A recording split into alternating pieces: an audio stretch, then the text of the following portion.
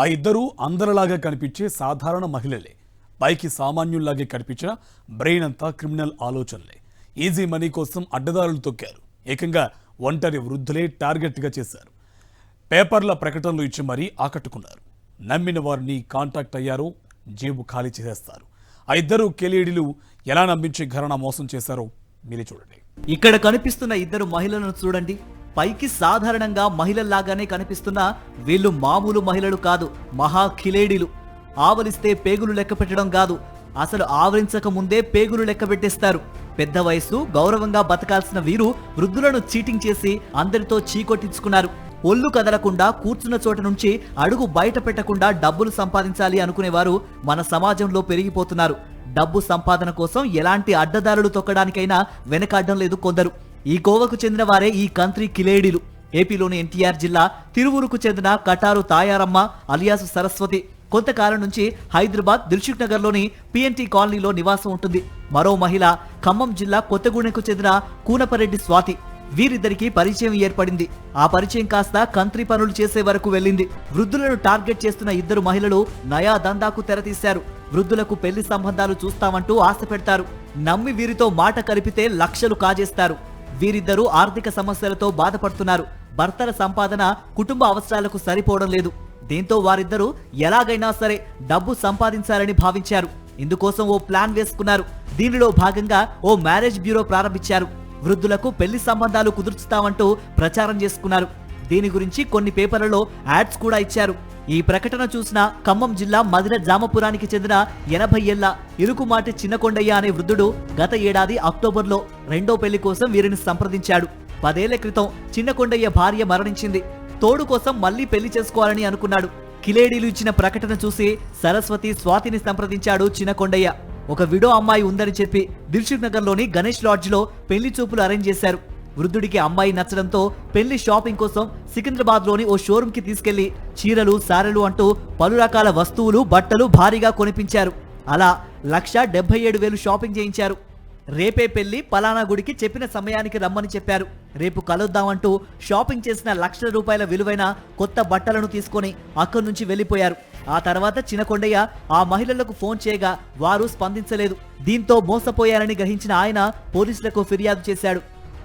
ఈ ఎవరైతే భార్య లేని వాళ్ళు ఉంటారో వృద్ధులను చూసి ఎంప్లాయీస్, రిటైర్డ్ అయిన ఆఫీసర్స్ ఇటువంటి వాళ్ళని చూసి పేపర్ ప్రకటన ఆధారంగా వాళ్ళకి ఫోన్ చేసి మా దగ్గర మీకు సరిపోని సంబంధం ఉన్నదని చెప్పి పిలుస్తారు. పిలిచిన తర్వాత ఒకసారి రెండుసార్లు ఇట్లా ఫోన్లో మాట్లాడిన తర్వాత వాళ్ళని హైదరాబాద్ వినిపించి హైదరాబాద్లో పెళ్లి చేసుకోవడానికి మేము సిద్ధంగా ఉన్నామని చెప్పి పెళ్లి చేసుకోవాలంటే బట్టలు కొనుక్కోవాలి, నగలు కొనుక్కోవాలి అవి అని చెప్పి వాళ్ళతోటి షాపింగ్ చేపించేసి బట్టలు గట్ట కొనిపించేసి బంగారం గట్ట తీసుకున్న తర్వాత రేపు పెళ్లి పెట్టుకుందాము, రేపు పెళ్లి కాడికి పలానా చోట పెళ్లి చేసుకుందాము, అక్కడికి మేము వస్తాం, మాతోటి మీరు రండి, మీ వాళ్ళు గుడిలో ఒక ప్లేస్ చెప్తారు, గుడి కానీ ఏదన్నా మ్యారేజ్ చేసుకునే ప్లేస్. వీళ్ళు చెప్పిన తర్వాత ఇద్దరు కూడా ఎవరి ప్లేస్కి వారు వెళ్ళిపోతారు. మరుసటి రోజు ఫోన్ పనిచేయదు. ఇతను ఎవరైతే ఈ చిన్నకొండయ్య ఉన్నాడో అతను కూడా ఆ విధంగా మరుసటి రోజు పెళ్లి పెట్టుకున్నాం కదా, పెళ్లి కాడికి రావాలి కదా, వాళ్ళు రాలేదు ఏందని చెప్పి ఫోన్ చేస్తే వాళ్ళ ఫోన్ స్విచ్ ఆఫ్లో ఉన్నాయి. ఏది ఉన్నదో ఫ్రీక్వెంట్ కాల్స్ ఆధారంగా ట్రేస్ చేసి తర్వాత వీళ్ళు డబ్బులు దిల్సుఖ్ నగర్లోని ఒక మీ సేవా సెంటర్లో డ్రా చేసేవాళ్ళు. ఆ మీ సేవా సెంటర్ అతని యొక్క ఇన్ఫర్మేషన్ ఆధారంగా ఫొటోస్ బేస్ చేసుకొని మేము మా ఎస్ఐ జాన్ చాకచక్యంగా విచారించి ట్రేస్ అవుట్ చేసి వాళ్ళని పట్టుకొని వచ్చి అరెస్ట్ చేయడం జరిగింది. ఈ మహిళలిద్దరూ సంపన్న వర్గాలకు చెందిన వారినే టార్గెట్ చేస్తున్నట్లు పోలీసుల విచారణలో తేలింది. ముఖ్యంగా ఉన్నత ఉద్యోగాలు చేసి రిటైర్డ్ అయిన ఉద్యోగులు సైతం వీరి చేతిలో మోసపోయినట్లు తెలుస్తోంది. మ్యారేజ్ బ్యూరో పేరుతో చాలా మందికే టోక్రా వేసినట్టు పోలీసుల విచారణలో నిర్ధారణ అయింది. ప్రస్తుతం వీరిద్దరిని అరెస్టు చేసిన పోలీసులు రిమాండ్కు తరలించారు. వృద్ధులనే కాదు, హైదరాబాద్ లో ఇటీవల మ్యాట్రిమోనీ ఫ్రాడ్స్ పెరిగిపోతున్నాయి. పెళ్లి సంబంధం కోసం వివిధ వెబ్సైట్లలో పేర్లు నమోదు చేసుకున్న వారి వివరాలు సేకరిస్తున్న సైబర్ నేరగాళ్లు మోసాలకు తెగబడుతున్నారు. 3-4 ముఠాగా ఏర్పడి యువతులతో ఫోన్ చేసి మాట్లాడిస్తున్నారు. వెబ్సైట్లో వివరాలను చూశామని పెళ్లికి ఆసక్తి కనబరుస్తున్నారు. ఫోన్ నెంబర్కు అందమైన యువతి ఫోటోను డీపీగా పెట్టి ఆకర్షిస్తున్నారు. ఆ తర్వాత వాట్సాప్, ఇన్స్టాగ్రామ్లలో చాటింగ్, ఫోటోలు వీడియోలను పంపించి నియంత్రణలోకి తెచ్చుకుంటున్నారు. పుట్టినరోజు ఇతర అవసరాల పేరుతో డబ్బు గుంజుతున్నారు. ఒకసారి కలుద్దామంటూ ప్రతిపాదించి అత్యవసర పని పడిందని, కుటుంబ సభ్యులు ప్రమాదానికి గురయ్యారని సాకులు చెబుతున్నారు.